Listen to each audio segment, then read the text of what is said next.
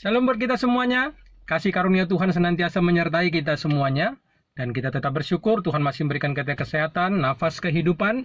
Itu sebagai tanda syukur kita kepada Tuhan. Meski kita berada di tengah kondisi COVID. Ya, kita terus berdoa untuk situasi COVID supaya para ahli menemukan vaksin yang terbaik untuk kita pakai suatu hari nanti. Dan juga kita terus berdoa untuk keadaan bangsa dan negara kita. Kiranya Tuhan memberikan kedamaian, perlindungan atas setiap orang-orang yang berusaha menghancurkan bangsa kita. Hari ini kita akan mendengarkan satu kebenaran firman Tuhan. Ya, saya rindu untuk menyampaikan satu kebenaran firman Tuhan yang terdapat di dalam Lukas 13 ayat 23 sampai ayat yang ke-27. Lukas 13 ayat 23 sampai ayat yang ke-27. Saya bacakan buat kita semuanya. Dan ada seorang yang berkata kepadanya, "Tuhan, sedikit sajakah orang yang diselamatkan?" Jawab Yesus kepada orang-orang di situ, "Berjuanglah untuk masuk melalui pintu yang sesak itu, sebab aku berkata kepadamu, banyak orang akan berusaha untuk masuk, tetapi tidak akan dapat. Jika tuan rumah telah bangkit dan telah menutup pintu, kamu akan berdiri di luar dan mengetok-ngetok pintu sambil berkata, 'Tuan, bukakanlah kami pintu.' Dan ia akan menjawab dan berkata kepadamu, 'Aku tidak tahu dari mana kamu datang.' Maka kamu akan berkata, 'Kami telah makan dan minum di hadapanmu dan engkau telah mengajar di jalan-jalan kota kami.' Tetapi ia akan berkata kepadamu, 'Aku tidak tahu dari mana kamu datang. Enyahlah dari hadapanku, hai kamu sekalian yang melakukan kejahatan.'" Saudaraku yang dikasihi Tuhan, ini satu kebenaran yang tidak menyenangkan di telinga kita. Ya, tidak enak di telinga kita. Tetapi saya mau beritahu bahwa ini adalah kebenaran. Jadi kebenaran itu enak tidak enak harus kita terima. Ya, jangan kita jadi pribadi yang pilih-pilih ayat. Tapi marilah kita menerima seluruh ayat di dalam Alkitab kita. Hari ini saya mengambil satu tema yang tidak enak untuk didengar, tetapi tema ini perlu kita renungkan, ya, perlu menjadi perenungan. Ya, tema ini tidak negatif tapi perlu untuk jadi perenungan kita supaya ke depan kita menjadi pribadi yang lebih baik di hadapan Tuhan. Temanya adalah aku belum tentu bisa masuk surga. Oh, kan? Nggak enak kan? Aku belum tentu bisa masuk surga, itu temanya. Mungkin saudara bertanya, aduh gimana ini Pak Pendeta ini? Masa jadi pendeta tidak punya keyakinan bisa masuk surga? Ya, saudara mungkin ragu gitu. Ah, gimana ya Pak Pendeta ini? Bukankah masuk surga itu kasih karunia Tuhan? Tuhan memberikan kepada kita. Bukankah Allah kita baik? Sehingga dia memberikan surga buat kita. Saudaraku, saya bukan tidak yakin tentang anugerah. Tetapi selain daripada bahan pembacaan kita hari ini, ada begitu banyak ayat-ayat yang memperlihatkan ya bahwa data di dalam Alkitab masuk surga itu tidak gampang. Saya ingin masuk surga. Ya, kerinduan saya ketika ya saya mati ataupun Tuhan datang kali kedua, saya menjadi bilangan yang masuk ke surga. Tetapi saudaraku, hari ini kita akan belajar bahwa alasan saya mengambil tema itu sebenarnya punya alasan yang sesuai dengan apa yang kita baca ini. Bahwa masuk surga itu tidak gampang. Ya, saya belum tentu bisa masuk surga. Meskipun saya berstatus pelayan Tuhan, saya sudah melayani Tuhan sekian tahun. Saya banyak berkorban untuk pelayanan. Tetapi saya belum tentu bisa masuk surga. Itu harus menjadi satu perenungan buat kita. Dan saya akan jelaskan kepada kita menurut ayat ini. Menurut bagian daripada ayat Alkitab yang sudah kita baca tadi. Supaya kita memahami, memiliki pemahaman yang tepat. Ya, supaya kita juga bisa membandingkan dengan ajaran-ajaran yang lain yang berkaitan dengan keselamatan. Saudara yang dikasihi Tuhan, di dalam ayat yang ke-23, maka di situ ada seorang yang bertanya kepada Yesus. Dia bertanya kepada Yesus dan pertanyaannya adalah, Tuhan, apakah sedikit sajakah orang yang diselamatkan? Nah, diselamatkan di situ itu berkaitan dengan masuk surga. Berkaitan dengan kekekalan, hidup yang kekal, bukan kematian kekal, tetapi kehidupan yang kekal, yaitu surga. Banyak kata selamat di dalam Alkitab, di mana tidak semua kata selamat itu berkaitan dengan hidup yang kekal atau masuk surga. Makanya kita harus lihat konteksnya. Ya, jangan semua kata selamat kita kaitkan dengan masuk surga. Meskipun dalam bahasa aslinya dia memakai bahasa asli yang sama, tetapi kalau lihat konteksnya, dia tidak berbicara tentang kehidupan kekal. Sama dengan kita misalkan nih, contoh ya, Tuhan, sebelum kita berangkat ke dari tempat kita ke tempat yang lain, kita berdoa, Tuhan selamatkan kami, selamatkan saya tiba di tempat. Nah, kalau selamat di situ pengertian kita adalah masuk surga, mendapat hak masuk surga, maka kita sedang berdoa supaya kita mati, kan begitu. Tetapi kita berkata selamat di situ supaya Tuhan jaga sepanjang perjalanan, kan begitu. Sehingga kata selamat tidak semua kata selamat itu berkaitan dengan kehidupan kekal. Nah, tetapi hari ini pertanyaan daripada salah seorang yang tidak kita ketahui siapa orangnya, dia bertanya yang berkaitan dengan kehidupan kekal, keselamatan. Tuhan, siapakah yang diselamatkan? Ya, itu judulnya. Siapakah yang diselamatkan? Lalu ada muncul pertanyaan. Di dalam ayat yang ke-22, Yesus itu sedang melakukan perjalanan. Dari kota ke kota, dari desa ke desa, yang ujungnya nanti dia menuju ke Yerusalem. Karena di sana dia akan disalib. Ya. Ketika dia ketemu dengan kota demi kota, desa demi desa, yang dilakukan oleh Yesus adalah mengajar. Dilihat aja ayat 22. Dia sambil mengajar dan mengajar. Dan sudah pasti banyak yang mendengar. Nah, salah satu pendengar itu bertanya kepada Yesus, Tuhan, sedikit sajakah orang yang diselamatkan? Nah, pertanyaan ini harus menjadi satu kegentaran bagi setiap kita.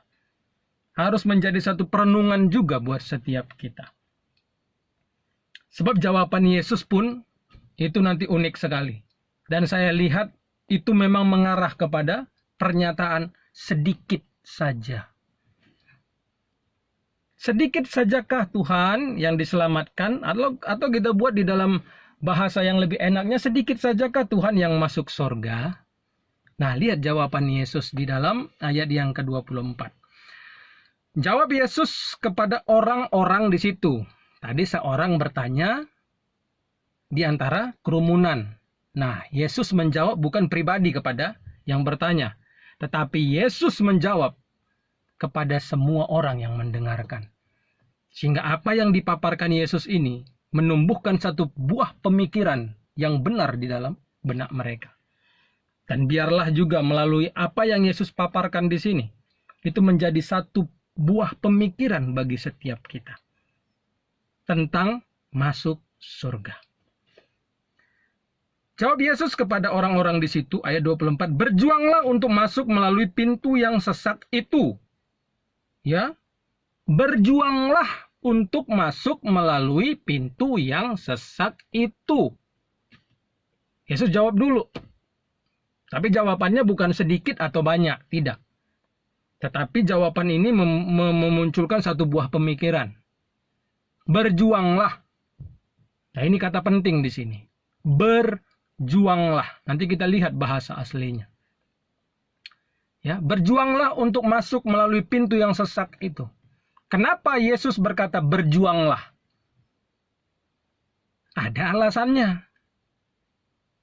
Dilanjut.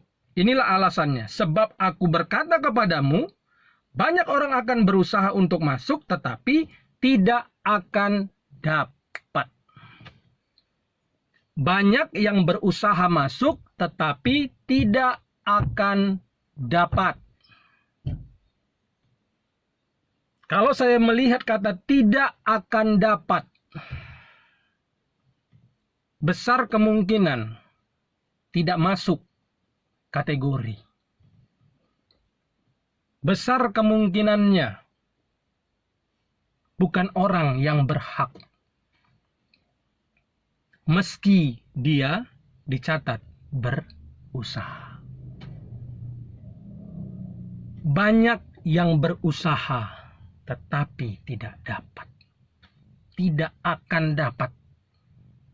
Bukan tidak dapat ya, tidak akan dapat. Itu lebih jelas lagi dibandingkan tidak dapat. Bisa kemungkinan besarnya ini berarti tidak masuk kategori,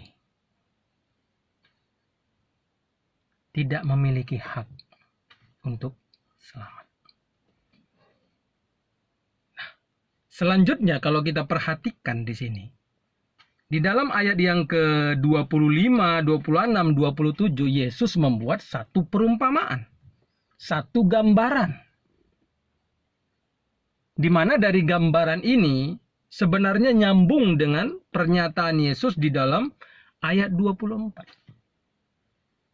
Saya melihatnya seperti itu. Kenapa Yesus berkata banyak yang berusaha tetapi tidak akan dapat? Yang saya ambil pengertiannya di situ tidak masuk kategori. Ya, tidak masuk kategori meskipun berusaha, tapi dia tidak masuk kategori. Nah, kita lihat di dalam ayat 25, jika tuan rumah telah bangkit dan telah menutup pintu, kamu akan berdiri di luar dan mengetok-ngetok pintu sambil berkata, Tuan, bukakanlah kami pintu, dan ia akan menjawab dan berkata kepadamu, aku tidak tahu dari mana kamu datang. Ya, di dalam ayat 25a di situ dicatat jika tuan rumah telah bangkit dan telah menutup pintu, itu berbicara tentang habisnya kesempatan. Jadi selama si tuan itu belum berdiri dan menutup pintu, gunakan kesempatan itu. Kesempatan kita itu ada dua, kalau saya gambarkan sekarang. Yaitu kita belum meninggal, dan yang kedua Tuhan Yesus belum datang. Ini kesempatan, tolong kita fokus di dalam dua kesempatan itu. Kita harus sadar bahwa kita ini manusia yang tidak pernah tahu kapan kita meninggal, dan kita tidak pernah tahu kapan Tuhan Yesus datang kali kedua. Itu adalah kesempatan kita. Tapi ketika nanti kesempatan itu tertutup, mungkin kita mati ataupun Tuhan Yesus datang kedua kali, itu berbicara tentang kesempatan itu sudah tertutup. Maka kita di dalam bahaya. Kenapa saya berkata demikian? Nah, waktu ditutup pintu, kamu akan berdiri di luar dan mengetok-ngetok pintu sambil berkata, Tuhan, bukakanlah kami pintu. Padahal pintu sudah ditutup oleh Tuhan. Kesempatan sudah berakhir. Tetapi mereka yang di luar itu, sebenarnya siapakah mereka yang dimaksudkan di sini? Nanti akan jelas. Ya, makanya saya katakan tadi pernyataan Yesus di sini itu menciptakan satu buah pemikiran yang benar tentang keselamatan. Tuhan, bukakanlah kami pintu, tetapi Tuhan itu menjawab, aku tidak tahu dari mana kamu datang. Artinya orang nggak dikenal. Bukakan kami pintu, Tuhan. Ya, dalam gambaran di sini mereka merasa bahwa mereka orang yang pantas untuk masuk. Tetapi si Tuhan berkata, aku tidak tahu dari mana kamu datang. Atau dengan bahasa lainnya, nggak kenal aku siapa kamu. Siapa mereka? Nah, mereka jelaskan di sini. Di dalam gambaran ini. Maka kamu akan berkata, kami telah makan dan minum di hadapanmu. Ingat dia, kamu. Dia ini sedang berbicara kepada orang banyak yang sedang mengajar, yang sedang mendengar pengajaran dia. Kamu, kata. Kami telah makan dan minum di hadapanmu dan engkau telah mengajar di jalan-jalan kota kami.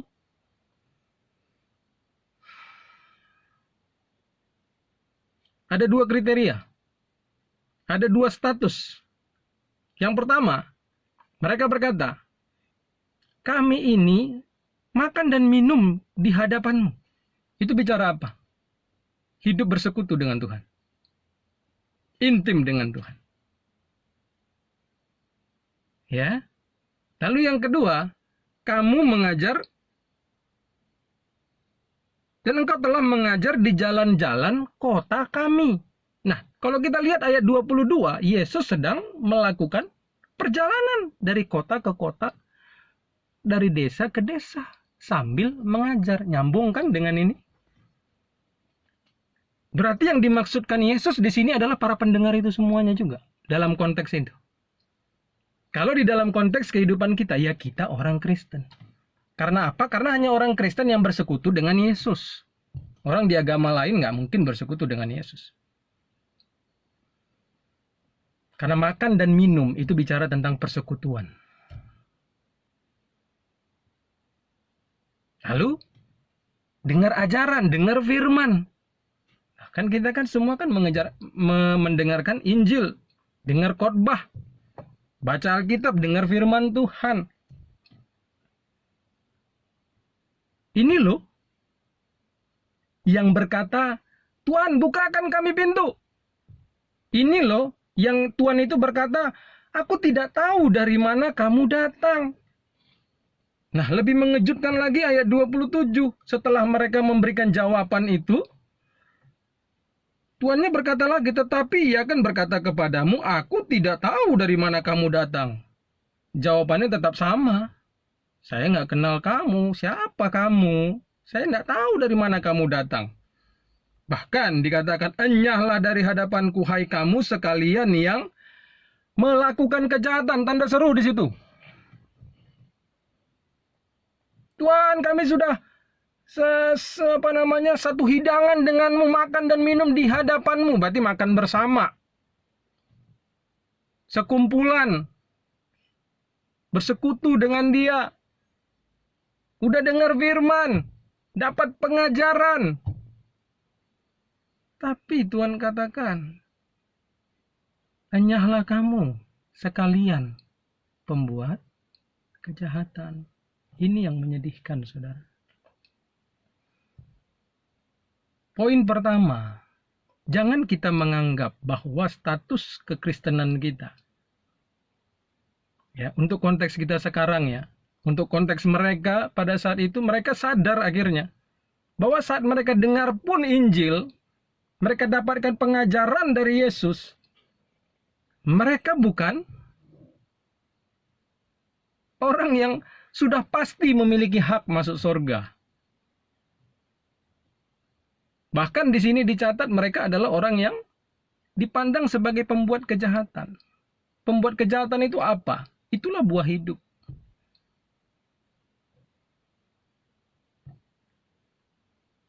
Makanya di dalam ayat yang ke-24 tadi dikatakan banyak yang berusaha tetapi tidak akan dapat.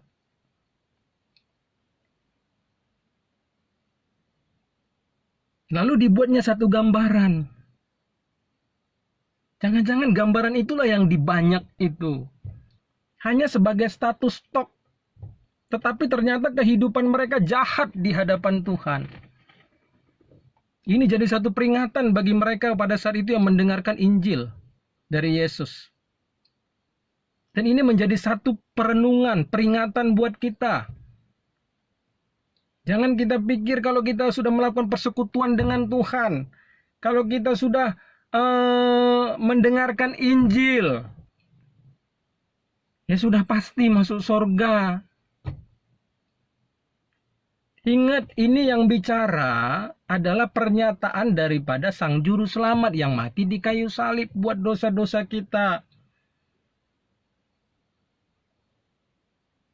Jadi standar masuk surga itu bukan status kita, bukan hal-hal rohani yang kita lakukan, tidak.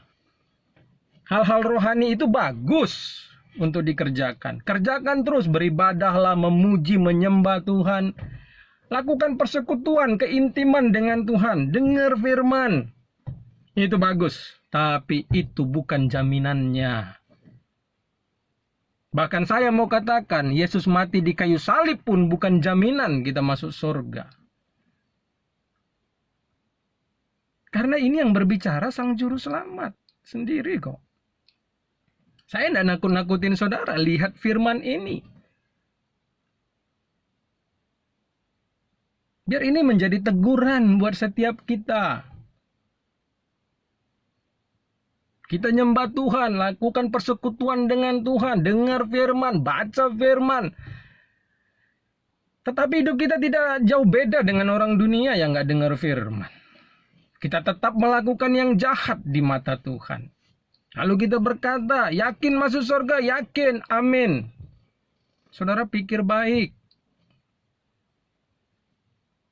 Ini Yesus sedang memberi jawaban yang ditujukan kepada orang-orang yang mendengar Injil dari dia pada saat itu. Dia sedang berkata begini, kamu yang dengar Injil saya, belum tentu kamu masuk surga. Kira-kira begitu. Makanya dia buat gambaran itu. Banyak yang berusaha tetapi tidak akan dapat.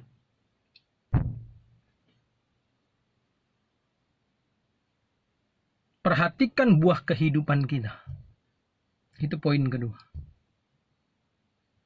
Apa buah kehidupan yang kita tampilkan? Apakah kita ini alat kebenaran atau alat kelaliman? Tuhan senang ketika kita menyembah, memuji, bersekutu dengan Dia. Tuhan senang. Beribadah, ya, dengar firman, baca firman. Wah, Tuhan senang. Tetapi itu nggak cukup. Kita perlu menjadi pelaku firman. Pelakunya yang Tuhan perlu sebenarnya. Kegiatan rohani itu hanya menjadi kesia-siaan saat kita bukan menjadi pelaku daripada firman itu. Makanya perhatikan mulut kita selalu.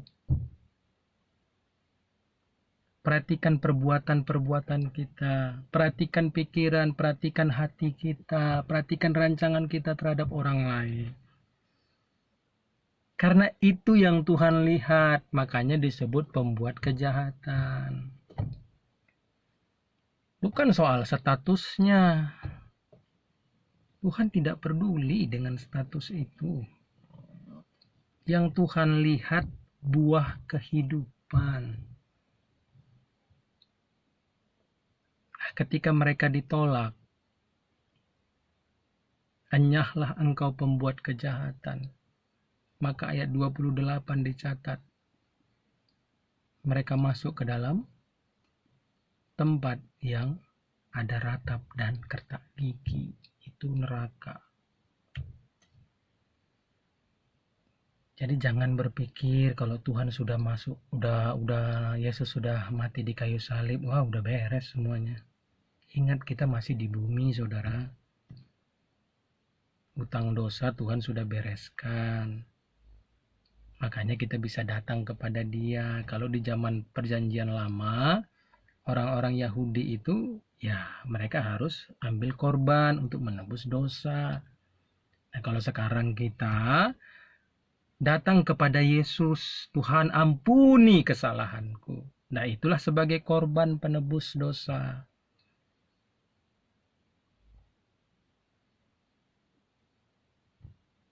Sebenarnya ya sama saja, cuma dulu pakai korban, sekarang Yesuslah korbannya itu.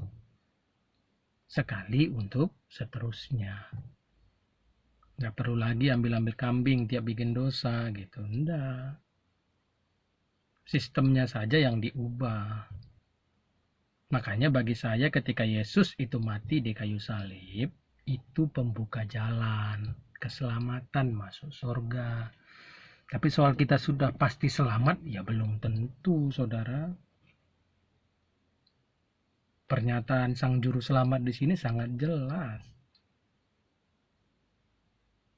Yang ketiga, perhatikan pernyataan Yesus, berjuanglah untuk masuk pintu yang sesak itu. Pintu sesak, itulah jalan masuk surga. Di dalam bahasa aslinya itu diambil dari kata stenos, yang sebenarnya pengertiannya sempit. Dalam bahasa Inggrisnya narrow. Bukan Kaisar Nero ya, tapi narrow, sempit. Pernah kita pakai pakaian yang sempit, celana sempit, rasanya sesak. Berarti memang untuk masuk kerajaan sorga, masuk surga itu tidak gampang. Tidak seperti yang digembar-gemborkan di luar sana. Sekali selamat, tetap selamat. Kita bikin dosa bagaimanapun, beres semuanya itu. Nggak usah takut. Nah, sehingga nggak heran, banyak kita Kristen nggak tobat-tobat. Tetap aja hidupnya begitu. Tetap jadi tukang gosip, tetap hancurin orang, tetap memiliki satu rencana jahat terhadap orang lain, tetap berpikir negatif. Aduh, tetap saja. Jangan-jangan dipengaruhi oleh hal seperti itu. Tuhan Yesus kan baik, dia penuh kasih karunia. Tunggu dulu, ini tidak berkata seperti itu loh. Dan banyak ayat-ayat lain yang menunjukkan bahwa tidak seperti itu. Bagi saya pribadi, masuk surga itu mahalnya luar biasa. Mahalnya luar biasa. Tidak cukup dengan Yesus mati di kayu salib. Tetapi matinya Yesus di kayu salib itu plus dengan menghidupi kehidupan Yesus. Makanya ada ayat yang berkata, hiduplah kamu sama seperti Yesus hidup. Kalau memang mudah, maka Yesus tidak berkata berjuanglah. Ya untuk apa perjuangan kalau memang gampang sekali masuk surga? Kata berjuang itu diambil dari kata Yunani agonizomai, yang punya pengertian beberapa. Yang pertama bertanding, berjuang, dan mempergumulkan. Jadi memang ada satu pergumulan diri. Ini kan tidak enak, saudara. Dalam bahasa Inggrisnya saya suka. Pengertiannya itu salah satunya to contain, struggle with difficulties and dangers. Ya, yang kalau diterjemahkan ya berjuang di dalam kondisi-kondisi sukar dan kondisi-kondisi bahaya. Ikut Yesus tidak gampang. Ikut jalan kebenaran itu tidak mudah. Tidak mudah sama sekali. Makanya Yesus katakan berjuanglah. Bergumul kita. Sebab kita akan berhadapan dengan kesukaran-kesukaran. Saya tidak perlu bukakan semuanya. Tetapi ada beberapa ayat yang saya bisa tunjukkan. Lukas 9 ayat 58.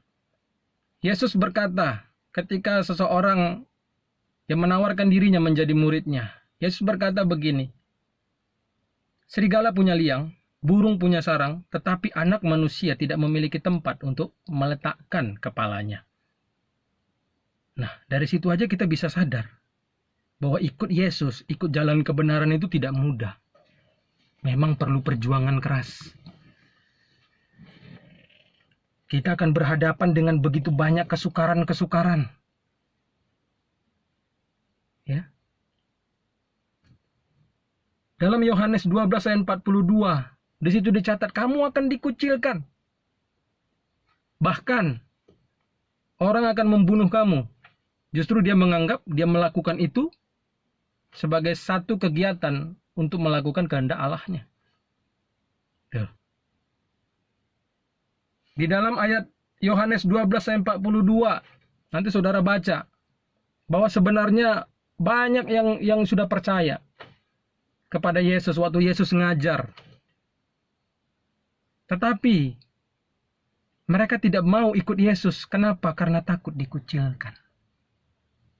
Ya kalau namanya dikucilkan berarti mengalami derita. Itu masih seperti itu. Belum lagi penderitaan yang lain. Kita lihat para rasul. Waduh, luar biasa penderitaannya. Karena ikuti jalan yang sempit itu. Di mana mereka tidak mau hidup secara dunia. Mereka mempertahankan iman mereka kepada Tuhan Yesus. Mari, saudaraku yang dikasihi Tuhan. Ayo kita sama-sama berjuang untuk memasuki pintu yang sesak, yang sempit itu. Ikut Tuhan itu menyesakkan. Kita sampaikan yang benar saja, orang tidak suka loh sama kita. Yang benar padahal disampaikan. Kadang kita sampaikan yang sebenarnya pun kita dianggap sebagai orang yang tidak punya kasih. Padahal kasih itu terdapat pada pernyataan yang benar. Bukan pernyataan yang enak didengar telinga.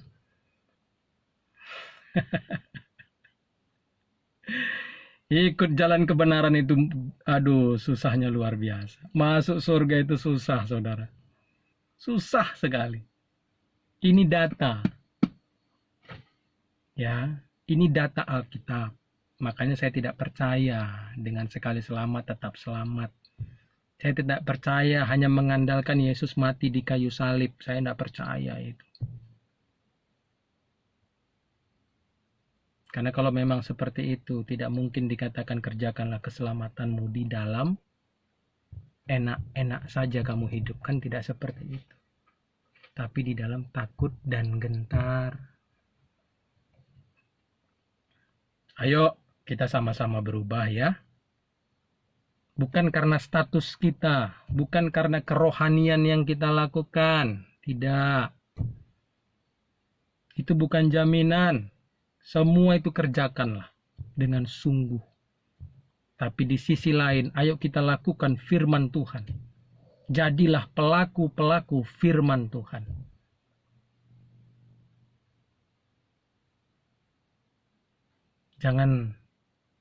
Jangan sampai kita nanti nasibnya sama seperti gambaran yang Tuhan Yesus perlihatkan. Mengakui dirinya A, B, tapi ternyata Tuhan bilang kamu pembuat kejahatan. Ayo kita bertobat mulai hari ini. Selama kita masih bernafas, selama Tuhan Yesus belum datang kedua kali, ayo kita berubah. Ayo berjuang, lakukan apa yang Tuhan kenan meski itu menyakitkan. Meski banyak orang tidak suka sama kita, tak apa-apa. Lakukan saja. Kalahkan kedagingan kita. Kalahkan kehendak dunia kita. Karena persahabatan dengan dunia itu permusuhan dengan Allah. Ayo berjuang masuk pintu yang sempit itu. Banyak orang. Itu berarti saya melihat memang benar. Bahwa hanya sedikitlah nanti memang akan selamat. Karena keselamatan bukan dilihat dari status kita, tapi dari buah kehidupan kita. Dari perjuangan.